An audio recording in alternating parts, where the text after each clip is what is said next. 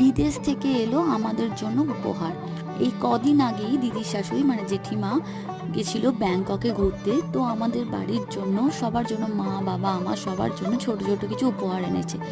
আসলে এখন বড় হওয়ার সাথে সাথে এক্সপেকটেশনটা কমে গেছে, কিন্তু তারপরেও যদি কোনো মানুষ আনে এত ভালো লাগে না। এই সাবানটা আমি কোনোদিনও দেখিনি এরকম ধরনের সোপ, আর এর মধ্যে রিয়েল একদম ম্যাঙ্গোর যে গন্ধ পুরো স্মেলটা রয়েছে। আর তার সাথে এনেছিল ছাতা, আর এনেছিল চকলেট, আর বাবার জন্য এনেছিল একটা থাইল্যান্ড ব্যাংকক লেখা টি শার্ট, যেগুলো প্রত্যেকটা ছিল খুব সুন্দর জিনিস। এই ছোট ছোট গিফটগুলো পেলে কি মনটা ভালো হয়ে যায় না। বিদেশ থেকে এলো আমাদের জন্য উপহার। এই কদিন আগেই দিদির শাশুড়ি মানে জেঠিমা গেছিল ব্যাংককে ঘুরতে। তো আমাদের বাড়ির জন্য সবার জন্য মা বাবা আমার সবার জন্য ছোট ছোট কিছু উপহার এনেছে। আসলে এখন বড় হওয়ার সাথে সাথে এক্সপেকটেশনটা কমে গেছে, কিন্তু তারপরেও যদি কোনো